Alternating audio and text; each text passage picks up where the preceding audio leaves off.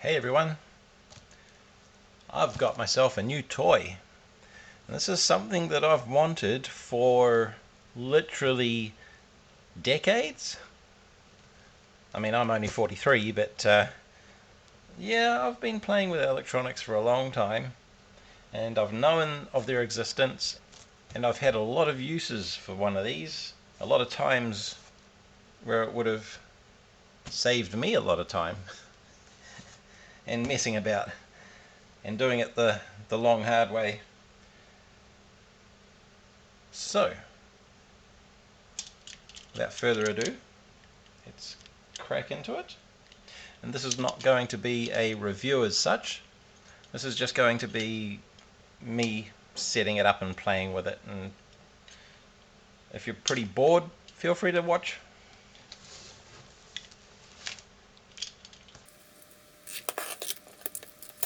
This took 5 days to fly in and be delivered from China, which is pretty good, I thought.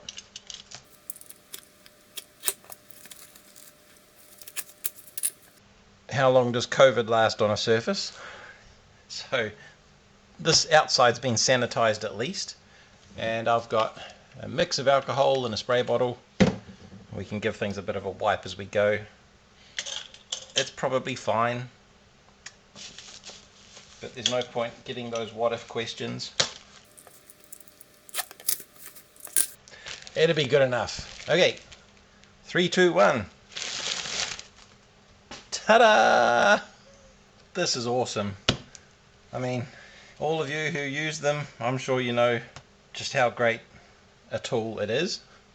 Gone are the days of the old manual suction pump, of which I've had a couple.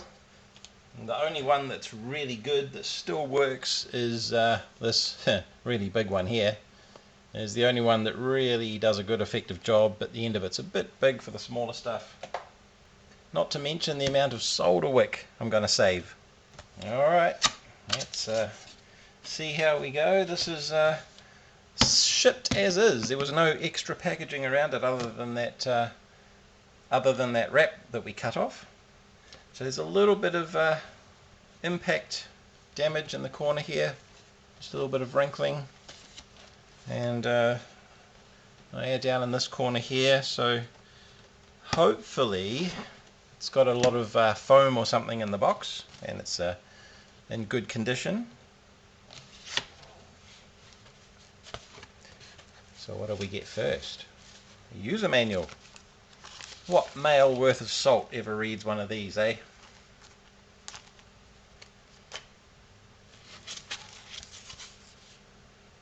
We've got foam, we've got polystyrene, we've got the gun must be in this box, and the unit itself with the vacuum pump. I'll just get rid of the packaging. Oh, more polystyrene. Oh, lovely. Oh dear. I hope not. That's not a good sign. I hope they've shipped me a proper power cable, because that, no, no. So we've got a couple of bits. There we go. So we've got a pack of filters. The filters and the tips. A hose attachment and a O-ring. We've got the stand for the gun itself. It's a bog standard attachment. In fact, it looks an awful lot like the one I've got. So this is the one on my solder iron, and other than the end being longer to support the iron, that's about the only difference. The rest is pretty identical. Oh, that's coming out. Oh, there's the gun itself. Cool. It's got a bung over the end. Ah, there we go. It's got a nozzle already attached. And the chamber, so there's our release lever, I believe. Yep, lift that up. That section pops back, and I guess that pops out somehow. I think I'll leave it attached for now till I've had a chance to destroy it. Okay, we've got some nozzle cleaning sticks. A bit hard to see in the packaging. Uh-oh. I've just extracted a human hair. A long black human hair. So I'm picking, it's off a female. And being organic, could that carry the virus? A bit of a squirt. What else we got hiding down here? That feels heavy. Oh, that's probably the stand. The base. That'd be the base. This will be the base for the stand. There we go. This is actually a bit better than my solder iron stand because it has a retaining screw in the end of it so that you can secure that, which would be handy on the other one because sometimes when I lift the iron out, if I'm in a hurry, it'll catch this and pull it out with it.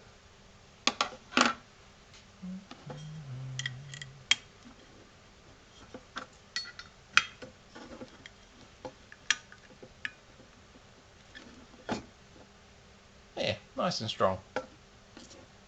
It's quite annoying, there's no recyclers for small amounts of polystyrene like that, so it fills up your rubbish bin really quick. Here I've got a proper cable so I can bin that travel adapter, and the main part.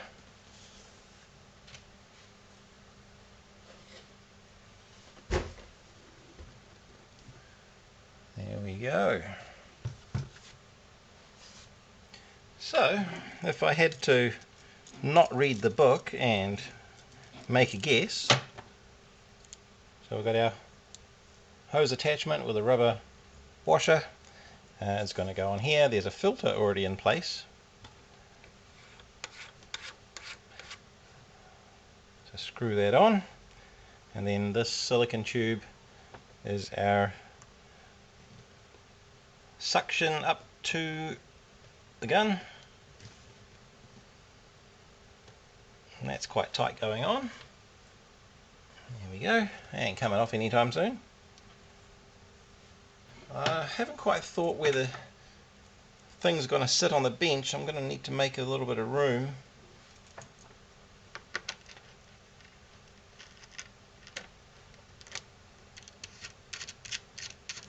Let's turn it on and see how it goes.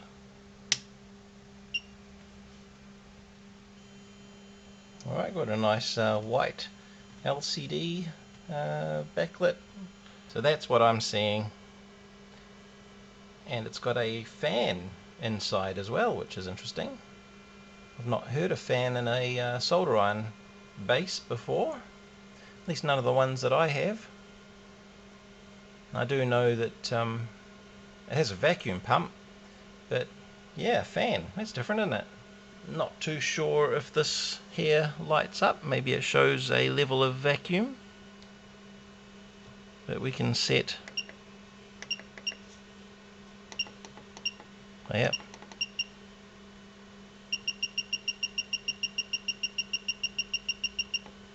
Cool. That has acceleration in the software, so you're not waiting forever to get to the set point. And that's in degrees C. If I go, what does that do? So that's Fahrenheit. It's a very basic operation. And I'll probably go up a bit more to test this. Yeah, we'll go to about 360. I can smell the irons getting hot. Definitely a good amount of heat coming off that. Now we just need a practice board. So this does have a solder plug in the end of it, which is now liquid. So in theory, if I pull this, we may see it suck in there, we may not. It's only a tiny amount. Here we go, let's test the trigger. Wow. Yep, we've got a splat of solder on the back plate there behind the spring. It's good, and a hole in the end now. But the fan, it died when the vacuum pump kicked in. So this lights up when the pump's on. So it's interesting that the fan dies off. Must be a bit of volt drop going on in there, unless it's intentional. Now I've got this router here and I need to replace this capacitor. So this will be a good test. One pin is on quite a large ground plane, so it's going to need a bit of heat. So I'm just going to crank this up. We'll call it 380 and see what happens.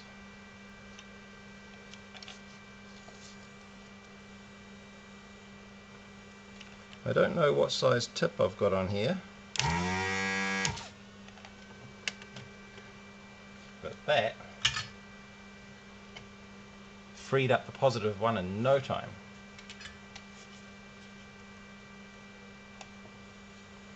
Let's try for the negative one.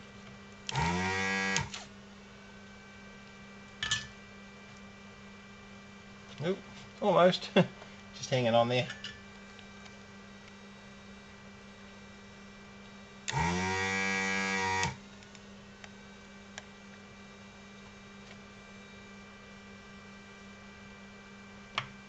I think that was actually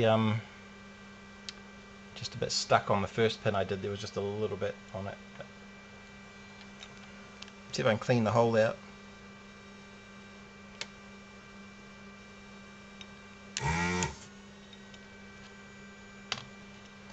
Not too shabby. Now I can put in this other one, which is a lot shorter, so I'll be able to get the lid back on. I was just testing something. The original one is all swollen up, so let's play with it a little bit more. I think 380 was actually pretty spot on for thermal mass and whatnot. That melted the negative pin a lot quicker than I thought it would. I banged it down to 350. Now this is a dead car alarm. The processor's fried basically, and you'd never get the code for it to replace, but it's only a little PIC 16F57.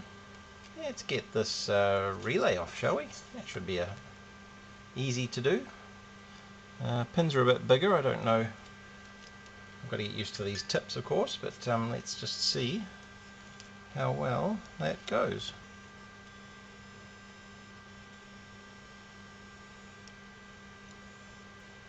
Yeah, got a feeling that tip's too small. The control pins, however, they should be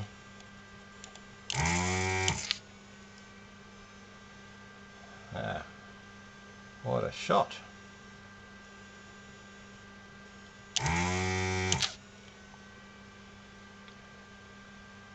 You can see very clearly around those pins. It's done a good job. Well, I guess that proves it works. It's going to be absolutely invaluable. There you go, the ProsKit SS-331 desoldering gun. Every shop should have one, or at least something like it. Catch you next time.